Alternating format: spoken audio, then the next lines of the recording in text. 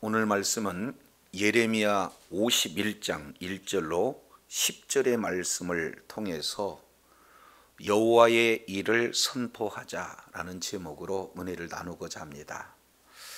우리는 지난 시간 이제 50장 29절부터 46절까지 바벨론 심판이 왜 이루어져야 하는가, 바벨론 심판 이유 세 가지를 살펴봤습니다. 그 내용은 바벨론이 얼마나 교만하였던가, 그리고 또 바벨론은 이제 이스라엘 백성들을 얼마나 학대하며 또 자랑하였는가, 그리고 바벨론은 우상 숭배를 얼마나 이렇게 철저했는가, 이 세 가지 이유를 통해서 바벨론이 심판을 받을 수밖에 없다 하는 내용을 선언하고, 이어서 그 바벨론을 심판하는 그 내용은 하나님의 철저한 작정과 하나님의 계획하에서 하나님이 주도적으로 심판하셨다 하는 이 내용들을 우리가 지난 시간 살펴봤습니다.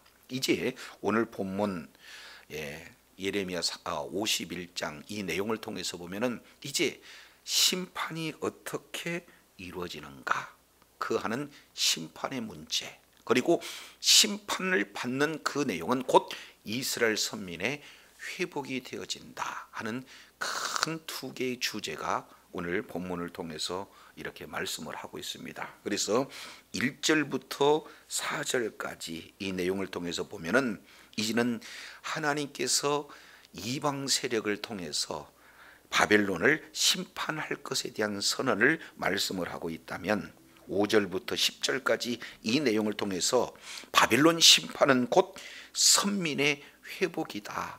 그래서 이제 선민이 이제 바벨론에서 이제 탈출하는 그런 내용을 이렇게 독려하고 있고, 그리고 하나님께서 이제 베풀어 주신 그 은혜에 하나님의 일을 찬양하는 그런 어떤 자리에 있을 것을 지금 말씀을 하고 있습니다. 조금 더 구체적으로 1절 내용을 보면은, 여호와께서 이와 같이 말씀하시되 보라, 내가 멸망시키는 자의 심령을 부추겨 바벨론을 치고 또 나를 대적하는 중에 있는 자를 치되 그랬습니다. 그러면 여기서 내용을 보면은 내가 치고 내가 치되 이렇게 말씀을 하고 있어요. 그러면은 1절 두 번 반복해서 여호와께서 이와 같이 말씀하시되, 그러면은 사실은 이제 바벨론을 이렇게 치는 외적으로 드러나는 자는 멸망시키는 자의 그런 마음을 부추겨서 친다. 그랬으니까 실제 멸망시키는 자에 의해서 바벨론을 치는 것이지만 그 배후에는 누가 있다는 겁니까? 여호와 하나님께서 말씀하시고 내가 치겠다, 이런 내용을 통해서 살펴보면은 이제 모든 역사의 주관자는 바로 누가 되신다는 거예요? 우리 하나님 여호와께서 모든 역사의 주관자가 되신다, 심판의 주체가 되신다라는 사실을 정확하게 이렇게 말씀을 선포하고 계십니다. 자, 그런데 조금 더 살펴보면은 이제 멸망시키는 자라고 하는 이 내용은 문맥의 흐름상 바벨론을 멸망시키는 이 내용을 역사 가운데 누구를 들 수 있습니까?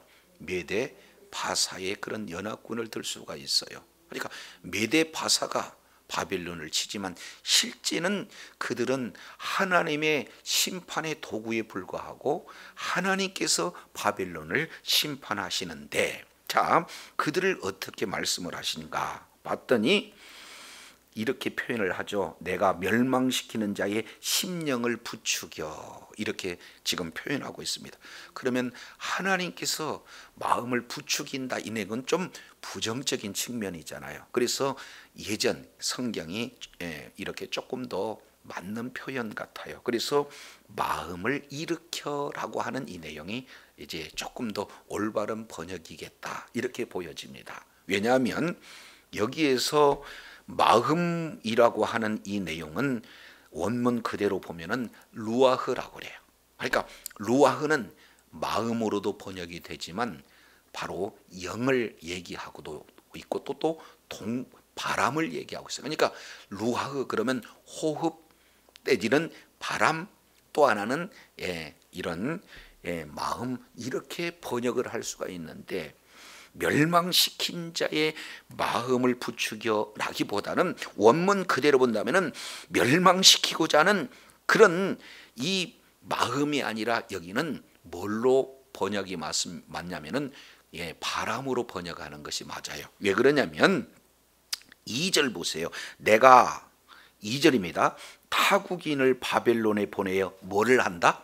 키질한다. 그러니까 바람과 키질, 이 내용이 서로 지금 유사한 내용을 말씀을 하고 있기 때문에 그렇습니다. 그래서 원문 그대로 우리가 살펴본다면, 보라 내가 멸망시킨 자의 자애를 혹독한 바람을 일으켜서 바벨론을 친다, 이 내용을 이렇게 살펴볼 수가 있습니다. 그러면 여기서 바람이라고 하는 내용은 문화적인 그런 어떤 배경을 두고 살펴보면은 이스라엘에게 갑자기 심판이 되어지는 그 바람은 무엇냐? 동풍이에요. 이 동풍은 아주 건조한 그런 바람이 이제 되기 때문에, 동풍이 한번 불면은 모든 농작물은 어떻게 해요? 일시간에 완전히 사실은 이제 초토화가 되어지는 거예요. 그런 것처럼 우리 하나님께서 직접 개입하게 되어지면은 아무리 강력한 바벨론이다 할지라도 일시간의 심판을 받는 이 모습을 멸망시킨 자의 마음을 이제 부추겨, 이 내용보다는 멸망시킨 자들을 통해서 혹독한 바람을 일으킨다 하는 이 내용이 이제 문맥상 이제 원문의 그런 어떤 적절한 표현을 이렇게 하고 있는 것을 볼 수 있습니다. 자, 그래서 이제는 바벨론을 친다는 것, 이것이 첫 번째 우리 주님께서 선언하시는 내용이라면 1절 하반절 내용을 보면은 또 그랬어요. 또 나를 대적하는 자 중에 있는 자를 치되 그랬습니다. 그러면은 하나님을 대적하는 자는 누굽니까? 사실은 바벨론이거든요. 바벨론은요, 하나님의 도구에 불과했어요. 그래서 하나님께서는 바벨론을 아주 강력한 나라로 우뚝 세웠습니다. 부요하게 하고요, 그리고 군사적으로 강력한 나라에서 그 시대에 바빌론을 능히 대적할 그런 나라가 없게 하나님께서 아주 굉장한 그런 나라로 세운 것은 열방 심판을 하기 위한 하나님의 도구였다, 그 말이죠. 자, 그러면 이제는 그들의 위치는 하나님의 쓰임을 받는 도구가 되어야 되는데 그들은 교만했다는 거죠. 그래서 하나님 위치에서 하나님의 말씀대로 하나의 도구로서, 심판의 도구로서 열방을 심판하는데 쓰임을 받는 것이 아니라 자의적으로 그들이 어떻게 돼요?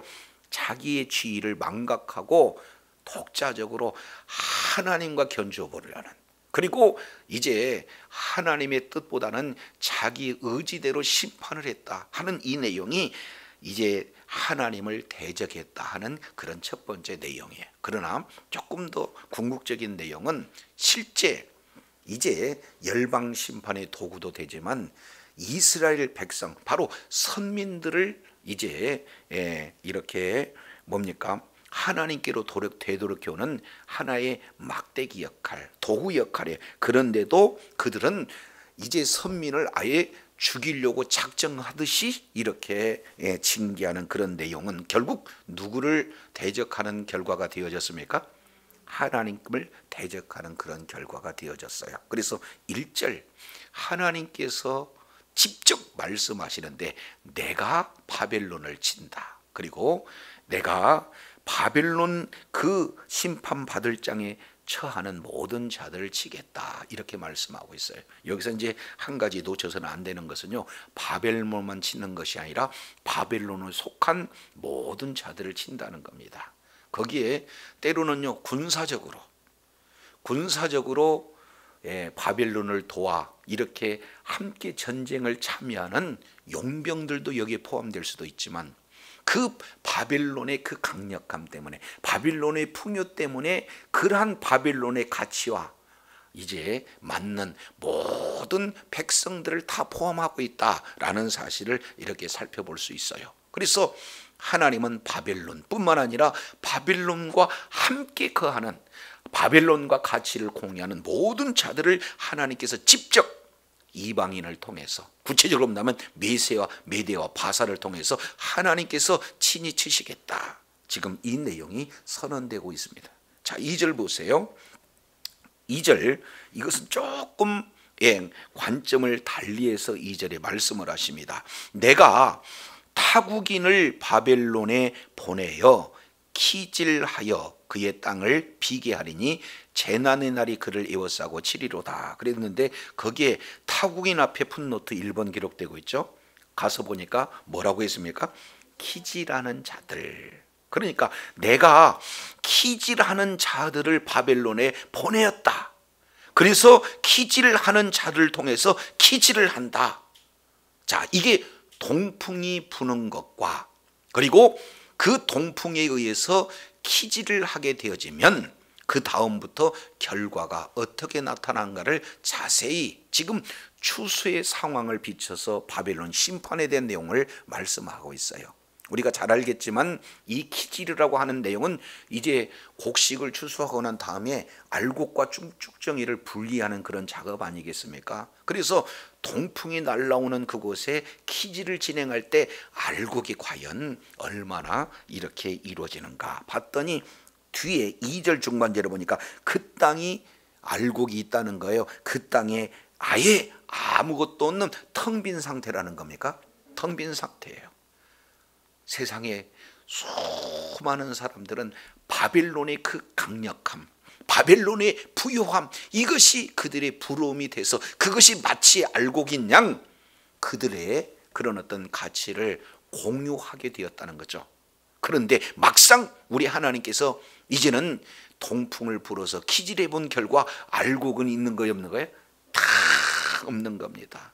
그러니까 사실은 바벨론이 지금까지 그렇게 자랑하거든, 그렇게 교만할 수 있는 그 배경이 부요함, 그리고 군사적으로 아주 강력한 강대국이 되었던 이런 내용이 결국에는 세상 사람들의 참 부러움이요 가치가 되는 거 아니겠습니까? 그래서 돈이고 명예고 그리고 여러 가지 수많은 가축들, 이런 내용이 알곡인 줄 알았더니 하나님이 불어버린 순간 싹 날아가는, 그래서 텅 비어있는 그런 어떤 모습에 불과하다라는 사실을 볼 수가 있어요. 그래서 1절, 2절 이 내용을 통해서 보면은 바벨론이 이렇게 아주 철저하게 심판을 받고, 그리고 바벨론이 얼마나 지금까지 추구하고 있는 내용이 허무한 내용인가 하는 내용들을 잘 지금 추수에 키질하는 그런 상황으로 이렇게 잘 말씀을 하고 있는 것을 보게 됩니다.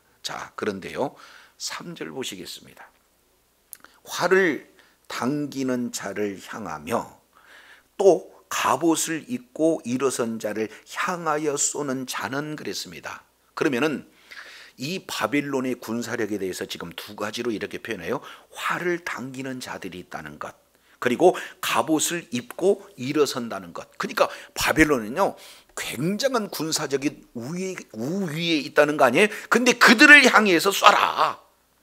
바벨론이 잘 준비되어 있는 군사들, 잘 진영이 갖춰질 뿐만 아니라 잘 훈련되고 무장된 그런 자들이 있다 할지라도 그들을 향해서 쏘게 되어지면 어떻게 되는 거예요?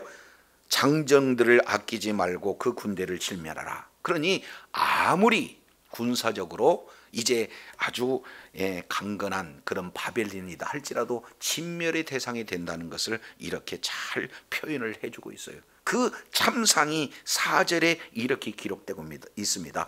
무리가 갈대아 사람의 땅에서 죽임을 당합니다. 그리고 엎드려집니다. 관통상을 당합니다. 거리에 널려져 있습니다. 얼마나 지금 바벨론 그 군대가 처참하게 이제 무기력하게 이렇게 패배하고 있는가, 이 내용을 아예 그냥 시각적 내용으로 쫙 이렇게 보여주고 있는 것을 볼 수 있어요. 하나님은요 이제는 메대와 바사라고 하는 그런 자를 통해서 바벨론을 심판할 때 아주 철저하게 심판하고 있는 그런 어떤 모습들을 봅니다. 자, 이미 우리가 살펴본 내용처럼 이제 하나님 자리에 자기가 서고 있다는 그런 교만, 그 교만의 가장 내용은 그들의 자랑거리가 군사력입니다. 그들의 자랑거리가 경제력입니다. 그래서 이제는 그들은 자만해서 이제는 그 가지고 있는 모든 내용을 가지고 없는 그런 자들을 굉장히 사실은 어떻게 했습니까? 아주 압박을 했다, 아주 학대를 했다, 그런 내용이에요. 그러면서 그 원동력을 하나님께 찾지 않고 우상에게 찾는 그 내용의 결과, 이러한 하나님을 대적하는 모든 자의 최종적인 그런 어떤 결과는 이렇게 철저한 심판뿐이 없다라는 사실을 51장 1절로 4절의 말씀을 통해서 볼 수 있어요. 그래서 저도 여러분도 이제 죄에 대해서는 우리 하나님께서는 이제 타협이 없으세요. 죄에 대해서는 반드시 심판하신다는 사실을 기억하시기 바랍니다. 그렇기 때문에 이제 하나님께서 바벨론을 이렇게 철저하게 심판하는 그런 어떤 내용이 이제 선언이 되고 있다면, 자, 이 바빌론 심판은 그러면 선민과의 어떤 연관이 되어지는가? 이 내용이 5절부터 9절까지 자세히 이렇게 소개가 되고 있습니다. 5절 보시죠. 이스라엘과 유다가 이스라엘의 거룩한 일을 뭐함으로? 거역함으로. 아니, 이스라엘과 유다, 북이스라엘과 남유다, 결국 언약 백성들 아니겠습니까? 근데 이들이 이스라엘의 거룩한 자를 거역했어요. 그 결과 죄과가 땅에 가득했다. 그러면은 그 죄로 말미암아 이들은 어떤 결과가 나타났습니까? 북이스라엘은 아수르에 의해서 바로 멸망을 받고 포로로 끌려갔고 민족 자체를 완전히 흩어버린 것 아니겠어요? 동시에 남유다는 바벨론을 통해서 바벨론으로 포로로 끌려가는 그런 어떤 상황을 말씀하고 있어요. 그러니까 하나님을 거역한, 그래서 죄악 가운데 있는 북이스라엘과 남유다는 철저하게 이제 세상에 흩어져 버리는 그런 결과가 그들에게 놓여져 있어요. 그런데 그 가운데서 우리 하나님께서는 어떻게 말씀을 하고 있습니까? 5절 하반절 내용을 보니까, 자, 거역함으로 죄가가 땅에 가득하나 그의 하나님 만군의 여호와께서 만군의 여호와에게 버림받는 뭐처럼 되지는 않았다?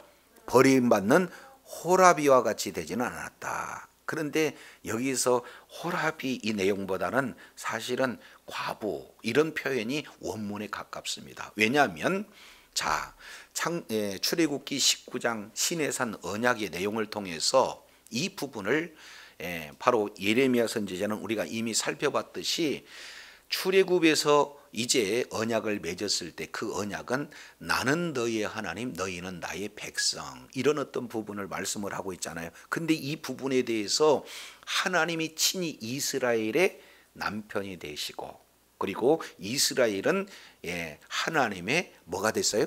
아내가 됐어요. 신부가 됐다 그 말이죠. 그래서 광야 그 길을 걸으면서 신혼의 그 길을 걸었는데, 이스라엘 백성들은 남편 하나님만을 사랑하는 것이 아니라 이제는 어떻게 돼요? 하나님 아닌 다른 남편 우상을 이렇게 숭배함으로 말미암아 어떻게 됐습니까? 이제는 남편을 잃은 그런 자와 똑같은 모습이 이제 바벨론 포로로 끌려가고 있는 이런 모습이 이제는 버림받는 과부와 같은 이스라엘의 모습을 이렇게 지금 은유적으로 표현을 하고 있는 것을 봅니다. 그런데 아예 우리 하나님께서 없이 했다는 거예요. 아니면은 이제 이렇게 하나님을 배반한다 할지라도 버림은 입지 않았다는 거예요. 그렇습니다. 곧 고난은 있어도 완전히 버림을 받지 않았다. 지금 이렇게 말씀을 하고 있는 것을 봅니다. 그래서 이사야서 47장 8절 그리고 이사야서 54장 5절 7절 이 내용을 통해서 보면은 바로 이 내용이 남편 잃은 그런 과부의 모습으로 이스라엘을 잘 지금 묘사하고 있는 그런 모습들을 보게 됩니다.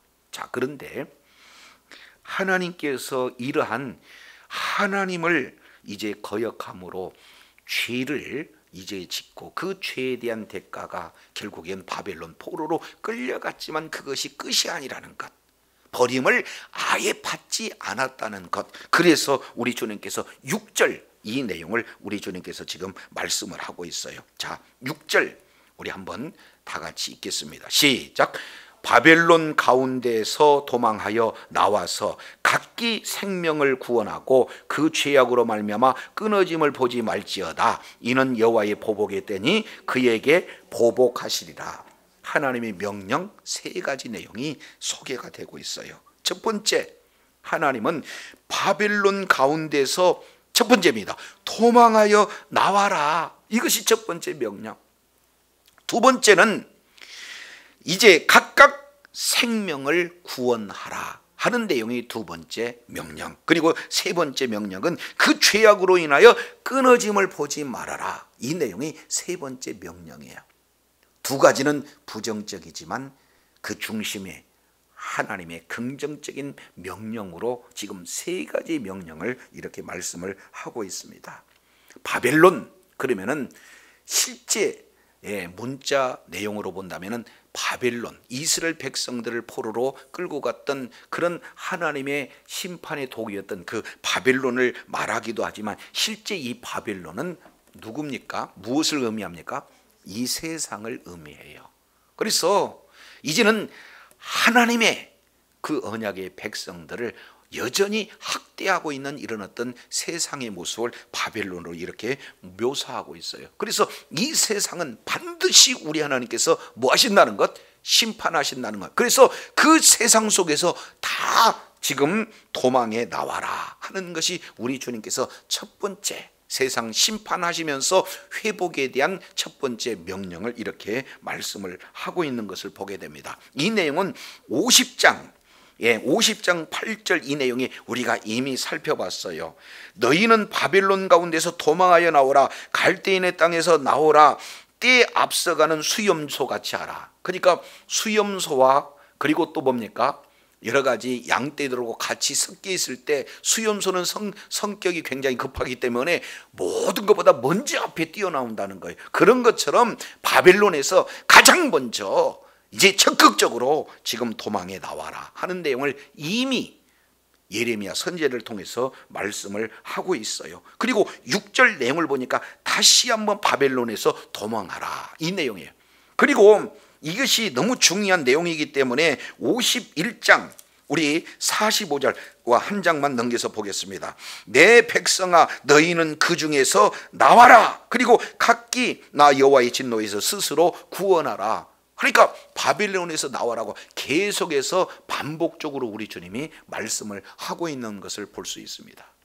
요게 요한계시록 18장 요한계시록 18장 이제 내용을 통해서 보면 바벨론 심판을 멸하시면서 우리 주님께서 뭐예요? 무너졌도다 무너졌도다 바벨론이여 계속 선언하면서 그 무너진 바벨론에서 빨리 나와라 우리 주님께서 말씀을 하고 있습니다. 이제 예수 그리스도를 믿는 믿음을 가진 우리들조차도 우리들의 가치가 하나님 나라의 가치보다는 이 땅 가치를 두고 이 땅에서 머물러 있다 하면 우리 주님은 오늘 이 메시지로 어디서 나오라는 거예요? 세상 속에서 나와라는 거예요. 죄악 속에서 나와라는 거예요. 심판받을 그 속에서 나와라 우리 주님께서 말씀을 하고 계시는 거예요. 그러면 나와야 되는데 어디로 나오는입니까? 자, 어디로 나오는 거예요? 이 성경 내용을 통해서 보면 소돔 고모라 이 내용을 통해서 살펴보게 되어지면은 이제 롯의 가족들을 우리 하나님께서 피할 길을 주셨는데 그게 뭡니까? 소할 땅을 줬어요. 그리고 이제 창세기 7장 이하 이 내용을 통해서 노아 방주 그 시대에 피할 곳이 어디였습니까? 노아 방주입니다. 이것은 하나의 예표적인 내용이고 우리의 진정한 피할 곳은 예수 그리스도 아닌 줄로 믿습니다. 그러니까 세상에서 이제는 우리가 빠져나와서 예수 그리스도 안으로 말씀 안으로 언약 안으로 복음 안으로 빠져나올 것을 우리 주님이 말씀하고 있어요. 왜 그렇습니까? 이어서 두 번째 명령, 생명을 구원하라. 빠져나와야 멸망받지 않고 뭐 하는 거예요? 생명을 얻게 되어지는 겁니다. 그래서 예수님께서는 요한복음 5장 24절 이제 뭐라고 말씀하고 있어요? 우리가 사망의 자리에서 생명의 자리로 뭐 했다? 옮겼느니라. 어떤 자예요?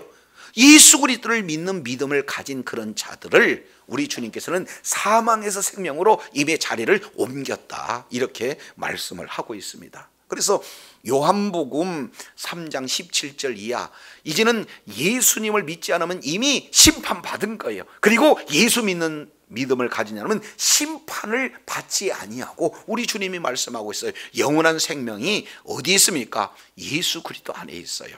그래서 바벨론에서 나와 생명을 구원하는 것이 두 번째 명령 내용이 되어져요. 세 번째 이 내용은 그의 죄악으로 인하여 끊어짐을 보지 말지어다. 여전히 죄악 가운데 있다는 것은 하나님과의 관계성에서 뭐 하게 된다는 겁니까? 끊어진다는 거예요. 하나님과 인간 사이에 가로막힌 것은 죄악의 담이거든요. 그래서 우리가 하나님과의 관계가 끊어지면 아무리 기도를 한다 할지라도 기도를 들으실 수 있는 하나님께서는 응답은 해주시지 않는다는 거예요. 우리를 이제 구원해 줄 수 있는 그 능력이 있다 할지라도 그 능력의 손으로 우리를 구원해 줄 수가 없다는 거예요. 왜? 관계가 끊어졌으니까. 그런데 이 죄악에서 이제는 끊어짐을 끊어짐을 보지 말지어다. 그 내용은 우리가 무슨 수로 하나님과 관계를 이제 이렇게 하나 될 수 있겠어요? 이것은 바로 예수 그리스도를 믿는 믿음으로 말미암아 하나님과 우리 사이에 갈아놓은 그런 죄악의 담을 완전히 예수님의 그 십자가의 공로로, 예수님께서 우리를 향한 대속적인 죽음으로 말미암아 죄 문제를 온전히 해결해 주셨기 때문에 예수 그리스도를 믿는 믿음으로 바벨론에서 나오는 존재요, 생명을 얻은 존재요, 하나님과의 관계가 온전히 회복된 존재가 바로 예수 그리스도 안에 있는 줄로 믿습니다. 그래서 바벨론에서 나와라, 생명을 얻어라, 하나님과의 관계를 이제 유지하라 하는 이 네 세 가지 명령을 이렇게 말씀을 하고 있습니다. 자, 그런데 동시에 이렇게 표현을 해요. 바벨론에서 왜 나와야 하느냐? 그 바벨론의 그 부분을 이렇게 7절은 말씀을 하고 있습니다. 바벨론은 여호와의 손에 잡혀 있어 온 세계가 취하게 하는 뭐다? 금잔이다. 바벨론은 곧 금잔이다, 이렇게 말씀을 하고 있습니다. 그러면은 금잔이라고 하는 내용은 두 단어죠. 금과 잔. 그러면 우리가 성경 전체 내용을 통해서 보면은 잔은 무엇을 말씀하고 있습니까? 심판을 의미하고 있어요. 심판, 진노의 잔, 이런 내용을 말씀하고 있죠. 그래서 요한계시록 14장 8절 내용을 보면은 모든 세계가 다 이 잔에 이렇게 취해 있습니다. 그래서 이 잔은 바로 뭘 얘기하는 거냐? 바로 심판의 도구다. 심판의 도구가 잔이다. 그런데 그 잔인데 그 잔은 뭘로 되어 있어요? 금으로 되어 있다. 그러면 잘 알겠지만 이 금이라고 하는 내용은 그 자체가 부요함을 말씀을 하고 있어요. 그 부요를 통해서 이제는 군사력이 아주 강력한 이런 내용이 소개가 되고 있습니다. 그래서 바벨론은 금잔이다 라고 하는 이 내용은 바빌론을 통해서 우리 하나님께서 열국을 심판하기 하는 도구이면서 많은 열국들이 그처럼 간절히 바라고 있는 그런 경제력 그리고 군사력을 가진 아주 강력한 나라의 모습이 바벨론이라는 그런 상징으로 지금 이렇게 보여져 있는데, 그러면 그들의 쓰임새는 어떤 내용인가 봤더니 취하는 금잔 그랬네요. 여기서 취한다는 것은 뭡니까? 온 세상을 심판의 도구로서 쓰임받기에 모든 세상을 아주 혼란스럽게 만드는 데 쓰임받는 그런 하나님의 쓰시는 도구라는 거예요. 근데 그 앞에 수식어를 또 보시죠. 온 세계를 취하게 하는 금잔인데, 그러면은 아주 강력한 나라 아니겠습니까? 그런데 그 앞에 보시죠. 바벨론은 여호와의 어디에? 손에 잡힌 그러니까 결국에는 바빌론이 그렇게 강력한 군사력을 가지고 있고 그 경제력을 토대로 한 그런 강력한 군사력, 그래서 이런 강력한 나라로 주변 이제 열방들을 심판하는 도구로 누가 쓰시느냐? 바빌론을 하나님께서 쓰신다는 사실을 분명히 말씀하고 있습니다. 그래서 모든 이 열방의 이제 그런 어떤 심판을 바벨론을 통해서 진행을 하고 있지만 실제는 그 역사를 누가 하시는 거예요? 여호와 하나님께서 하고 계시는 겁니다.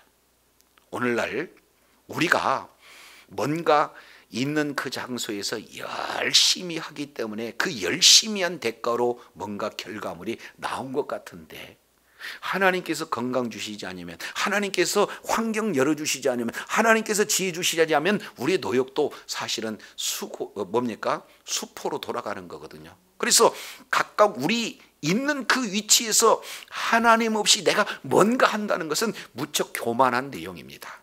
그래서 이제는 학생으로서 아니면은 기업인으로서 주부로서 모든 그런 삶의 현장 속에서 내가 하는 그 내용은 나의 노력이지만 그 배경은 우리 하나님께서 베풀어 주신 은혜가 배경되어 있다는 사실을 기억해야 될 줄로 믿습니다. 그래서 이 세상은요, 열강들에 의해서 모든 것이 통치되는 것 같지만 실제로는 그 배후에 하나님의 주권이, 하나님의 그런 역사하심이 개입되어 있기 때문에 이런 모든들이 가능하다는 거예요. 바벨론은요, 하나님의 수중에 있는 도구에 불과하는 줄로 믿으시기를 바랍니다. 그래서 열방들은 결국에는요, 포도주를 마시고 미쳐요. 다 미치는 그런 어떤 상황 가운데 놓여져 있는 것을 볼 수 있습니다. 그런데 이제 하나님의 도구임에도 불구하고 오히려 도구가 하나님 자리에 있으려고 하면 되는 거예요? 되지 않는 거예요? 되지 않습니다. 그리고 하나님의 선민, 하나님의 백성을 아주 학대하는 그 차원을 넘어서 죽이려고 하는 것, 하나님이 원치 않는 내용이에요. 그래서 그 결과 8절, 바벨론이 갑자기 넘어져 뭐 했다? 이것이 교만의 결과입니다. 이것이 하나님을 대적한 결과예요. 바벨론은 뭡니까? 파멸되었다. 그런데 그 파멸도 어떻게 해요? 갑자기 넘어져. 바벨론은요, 아주 강력한 나라입니다. 그런데 그 바벨론의 그 제국의 역사를 보면은 100년을 넘지 않아요. 학자마다 좀 차이가 좀 약 70년 정도밖에 안 됩니다. 아주 강력한 나라가 갑자기 망하는 거예요. 한번 생각해 보세요. 조그마한 나라도요, 갑자기 망하지 않아요. 그렇지 않습니까? 근데 이런 강력한 나라가 어떻게 갑자기 이렇게 한 번에 파멸될 수가 있어요? 이것은 하나님께서 하시는 일이기 때문에 이런 일이 가능하다는 거예요. 그러면서 조롱합니다. 자, 이로 인하여 갑자기 파멸되니까 이로 인하여 울어라. 그리고 8절 하반절 내용을 보니까 그 상처를 위하여 유향을 구해라. 혹 나으리라. 그러면 혹 나으리라, 그 얘기는 낫는다는 겁니까? 나으려고 노력을 해도 안 된다는 겁니까? 바벨론은 심판을 받는데 어떻게 하든지 심판을 면하고자 하는 그런 사람의 노력은 헛수고다 하는 내용을 우리 주님께서 한번 이렇게 상처를 치료하려고 여러 가지 모든 인간적인 노력을 다 한번 강구해봐라. 그 자체가 다 이게 수포로 돌아갈 것이다. 이렇게 말씀을 하고 있어요. 9절과 연결이 되죠. 우리가 바벨론을 치료하려 하여도 낫지 아니하연즉 이렇게 표현하고 있습니다. 아무리 노력을 한다 할지라도 하나님이 바벨론을 심판한 그 심판의 선언 앞에 어떤 누구도 변혁 바꿀 수 없는 그런 내용이 된다는 거예요. 그러면 어떻게 해야 되는 겁니까? 내용을 보니까 이렇게 표현해요. 버리고 각기 고향으로 돌아가자. 버리고 각기 고향으로 뭐하자? 돌아가자. 여기서 누가 돌아가는가 하는 내용은 구체적화되지 않았어요. 여기는 바빌론 이 통치 안에 있는 모든 백성들을 얘기해요. 바벨론의 가치가 좋아서 함께 사는 자들, 바벨론과 함께 싸우기 위해서 이제 이렇게 값을 지불하는 용병들, 아니 이스라엘 백성들처럼 힘이 없어서 포로로 끌려오는 모든 자들, 여기에 다 포함되어 있어요. 그래서 바빌론은 이미 심판되기로 결정되어 있기 때문에 이제 할 수 있는 것은 뭐 하는 겁니까? 그것에서 빨리 도망 나와서 각각 자기 고향으로 돌아가는 것만이 살 길이다. 왜냐하면 이유를 9절 하반절 내용을 보니까 그 화가 하늘에 비쳤고 그리고 그 화가 궁창에 달하였다. 바로 여기서 화라고 하는 내용은 분노를 말하고 있는 거 아니죠? 여기서 화라고 하는 것은 한마디로 뭐예요? 재앙을 말하고 있어요. 심판을 말하고 있어요. 이미 하늘에 사무쳤다는 거예요. 이미 결정되었다는 거예요. 그렇기 때문에 지체하지 말고 나오라. 그리고 각각 고향으로 돌아가라. 하나님의 뜻은 이제 변개되지 않는다 하는 내용을 우리 하나님께서 지금 적극적으로 바벨론 심판에 이제 또 다른 선민 회복에 대한 내용들을 말씀하면서 가장 중요한 것은 빨리 그곳에서 뭐예요? 빠져나와라. 이렇게 말씀을 하고 있습니다. 저도 여러분도 사실은 이 바벨론 심판의 내용은 그들만의 이야기가 아니잖아요. 오늘 우리를 위한 교훈이잖아요. 그렇기 때문에 이제 세상의 가치를 추구하고 세상 사람들이 살아가는 그 내용을 우리 바로 성도들이 따라간다면 결국에는요 이미 심판이 확정되어져 있는 이 세상 속에서 우리가 거저 머물러 있는 그런 모습의 그런 내용과 똑같다는 것을 이렇게 볼 수 있습니다. 그러니까 어떻게 해요? 우리가 영생을 얻기 위해서 생명을 얻기 위해서는 빨리 뭐예요? 빠져나와요. 이제는 이 땅의 가치가 아닌 하나님 나라의 가치. 우리는 예수 그리스도를 믿는 믿음으로 하나님을 아버지라 부르고 하나님 나라의 기업의 상속자임을 잊어서는 안 된다 그 말이에요. 믿습니까?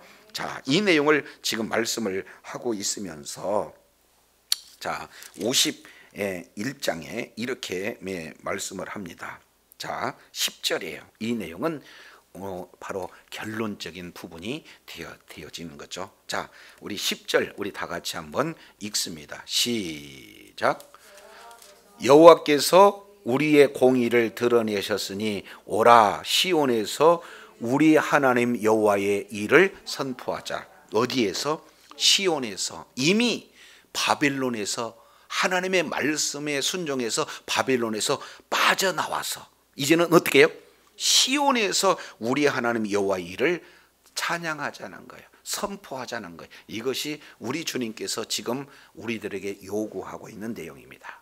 자, 그래서 크게 두 가지예요. 바벨론에 대한 심판 그리고 선민에 대한 회복. 그 회복을 이제 경험하는 그런 자들의 주어지는 하나의 그런 어떤 고백은 뭐예요? 하나님을 찬양할 것. 이 부분들을 말씀을 하고 있습니다. 근데 여기에 어떤 자가 찬양하나요? 51장 10절 잘 보세요. 여호와께서 우리 공의를 드러내셨으니. 그래서 여호와께서 뭐를 드러내셨다는 거예요? 우리 공의를 드러내셨다. 그러면 여기서 공의라고 하는 것은 뭘 의미하는 겁니까? 이건 하나님의 의를 지금 이렇게 말씀을 하고 있어요. 자, 이것을 조금 이해하기 위해서 50장 우리 잠깐 한번 보겠습니다. 이미 살펴본 내용이에요. 50장 19절입니다.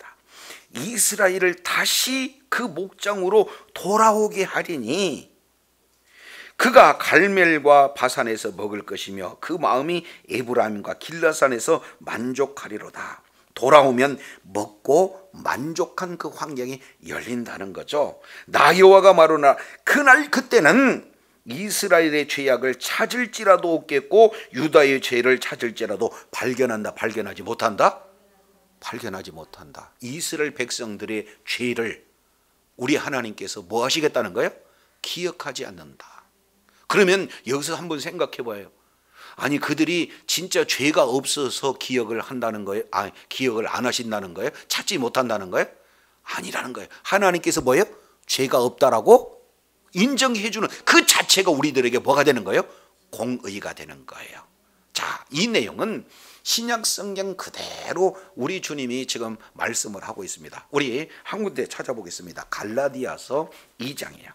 자, 갈라디아서 2장 16절 내용을 보면 사람이 의롭게 되는 것은 여기서 되는 것이에요. 우리가 의롭다라고 노력해서 우리의 자격이 있어서 우리의 행위가 의로워지는 것이 아니라 의롭게 되는 겁니다. 이것은 신적 수동태예요. 하나님이 의롭다라고 하는 것이에요. 사람이 의롭게 된 것은 율법의 행위에서 난 것이 아니요, 오직 예수 그리스도를 믿음으로 말미암는 줄을 아는 거로. 그러니까 우리가 의로운 것은 우리가 의로운 거예요. 예수 그리스도를 믿는 믿음으로 우리가 의롭다고 일컬음을 받는 겁니다. 그렇습니다. 이는 우리가 율법이 행위에서가 아니고 그리스도를 믿음으로 의롭다 하심을 얻으려 함이니 율법의 행위로서는 의롭다함을 얻을 육체가 없다, 이렇게 말씀을 하고 있어요. 이 내용을 자세히 기록하고 있는 내용이 로마서 3장 20, 바로 3절이에요. 자, 23절. 모든 사람이 죄를 범하였음에 하나님의 영광에 이르지 못하더니 그리스도 예수 안에 있는 구속으로 말미암아 하나님의 은혜로 값없이 의롭다 하심을 얻은 자가 뭐였어요? 되었다, 이렇게 말씀을 하고 있는 것을 보게 돼요. 율법으로는 우리가 의로울 사람이 한 사람도 없다는 것. 그러니까 바벨론 포로로 하나님의 말씀에 불순종함으로 죄악으로 말미암아 바벨론 포로로 끌려가는 그들을 향해서 우리 주님께서는 다시는 죄를 기억하시지 않겠다, 하나님이 선언하는 그런 내용은 뭘 말씀하고 있습니까? 우리들의 모습을 그대로 지금 말씀을 하고 있어요. 하나님을 대적합니다. 하나님의 말씀에서 멀어집니다. 하나님의 사랑을 이제는 관심 갖지 않습니다. 그런 우리를 여전히 죄악된 우리가 하나님이 원수된 우리임에도 불구하고 독생자 예수 그리스도를 십자가에서 죽이시면서까지 하나님의 사랑을 확증하신 그 하나님의 사랑이 우리들에게 부어진 줄로 믿습니다. 그래서 이 사실을 믿으면요, 우리에게 어떻게 되는 거예요? 의롭다고 칭해지는 거예요. 우리가 의로운 것이 아니라 하나님께서 의롭다라고. 무엇 때문에? 예수 그리스도를 믿는 믿음 하나 때문에 지금 이렇게 말씀을 하고 있어요. 자, 그러면 도무지 구원받을 수 있는 자격과 조건은 찾을 수도 없는데 우리의 자랑이 될 수가 없어. 하나님은 선물로 거저 구원을 은혜로 우리들에게 베풀어 주셨는데, 그러면 우리는 할 수 있는 내용은 뭡니까? 하나님을 거저 찬양하는 그런 내용 아니겠어요? 그래서 에베소서 2장 8절로 10절 이 내용을 보면은 너희가 그 은혜로 인하여 믿음으로 말미암아 구원을 받았나니 이는 이제 너희의 행위에서 난 것이 아니야 하나님의 선물이다. 왜 그래요? 자랑하지 않게 하기 위해서.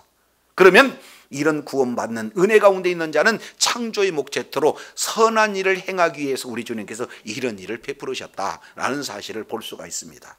그래서 이제는 바벨론 포로로 끌려갔던 그들에게 소망과 없어요. 절망과 좌절뿐이 없어요. 그런데 하나님께서 이제는 하나님이 바벨론을 심판하는 그 상황이 곧 선민에게는 회복의 역사가 나타나는 거고, 진정한 회복은 무슨 내용이에요? 죄 문제를 완전히 해결해 주시는 것. 더 이상 죄 문제를 이제는 하나님께서 기억하시지 않겠다는 것. 이 내용이 하나님의 공의요 우리들에게 주어지는 은혜인 줄로 믿습니다. 그러면 우리가 구원받는 우리는 이제 뭐 하는 자가 되어지는 거예요? 시온에서 하나님을 뭐 하는 겁니까? 찬양하는 그런 어떤 자리에 있어야 된다라는 것을 볼 수 있어요. 그래서 베드로 사도가 이렇게 표현합니다. 오직 너희는 택하신 족속이요 왕 같은 제사장이요 그의 소유된 백성이니 이제 너희는 어떻게 되는 겁니까? 어둠에서 불려내어 그 기이한 빛 가운데에 들어가시게 하신 자의 아름다운 덕을 선언하기 위해서 우리에게 이런 은혜를 주셨다라는 사실을 말씀하고 있습니다. 바벨론은 심판받습니다. 그러면은 심판받을 그곳에서 우리 주님께서 빨리 도망쳐 나와라는 것. 도망쳐 나올 장소는 딱 하나, 예수 그리스도 아니라는 사실. 그래서 예수 그리스도 안에서 영원한 생명을 누릴 뿐만 아니라 하나님과의 관계가 온전히 회복돼서 하나님을 아버지라 부를 수 있고, 우리가 기도할 때마다 주님께서 응답을 해주시는 천국을 온전히 누리는 그런 자에게 주어지는 것은 하나님께서 행하신 일, 우리를 이렇게 은혜를 주셨다는 이 사실을 만박상에 선포함으로, 하나님을 찬양함으로, 하나님께 영광 돌리는 복된 삶으로 귀한 사명을 잘 감당하여 날마다 있는 그곳이 하나님의 은혜 가운데 천국이 되어지고 날마다 천국을 누리며 하나님 앞에 존귀하게 받는 주의 사랑하는 자녀들이 다 되시기를 예수 이름으로 축원합니다. 기도하겠습니다. 하나님 아버지, 오늘 바벨론 심판 세 가지 이유와 그리고 하나님께서 반드시 심판할 것에 대한 이제 확증을 말씀하면서 오늘은 구체적으로 하나님께서 바벨론이 이제는 이방 세력으로 인해서 완전히 심판되어진다는 것, 마치 동풍이 불어서 이제 모든 곡물을 다 바싹 말라서 키질을 한 결과 알곡은 하나도 없이 모두 이제 쭉정이만 남아있는 텅 비게 하는 것처럼 바벨론을 철저하게 멸망시키는 그 도구는 메대와 바사지만 직접 하나님께서 시행하신다는 사실을 말씀하고 있습니다. 그러한 멸망받는 선언되어지는 이 내용의 참상이 다 이제 죽고 시체로 너풀어지는 이런 모습을 말씀을 하고 있으면서 하나님의 백성들은 바벨론으로 끌려는 같지만 사실은 관계가 완전히 끊어지지 않는 존재이기 때문에 다시 한번 우리 주님께서 명령하십니다. 바벨론에서 도망쳐 나와라. 그리고 생명을 구원하라. 그리고 하나님과 관계가 떨어지지 않게 하라. 3번씩 우리 주님께서 명령을 하고 계십니다. 그런 속에서 나온 자들은 시온에서 하나님의 일을 찬양하는, 선포하는 그런 하나님의 놀라운 회복된 선민의 모습을 살펴보면서 우리가 도망할 수 있는 장소는 어느 곳도 없고 바로 예수 그리스도 아니라는 사실을 우리 주님이 말씀하고 있사온즉 우리가 의로워서가 아니라 예수 그리스도를 믿는 믿음으로 의롭다고 칭하고 있기에 이제는 사망에서 생명으로 자리를 옮긴 자들, 어두운 데서 귀한 빛으로 들어오는 그런 자들, 바로 하나님께서 이런 은혜를 주셨다고 찬양하며 주님께 영광 돌리는, 그래서 있는 그곳에 날마다 천국이 되고 주님과 동행하며 천국을 실감하는 그런 축복의 자녀들, 능력의 자녀들 다 되게 하여 주시옵소서.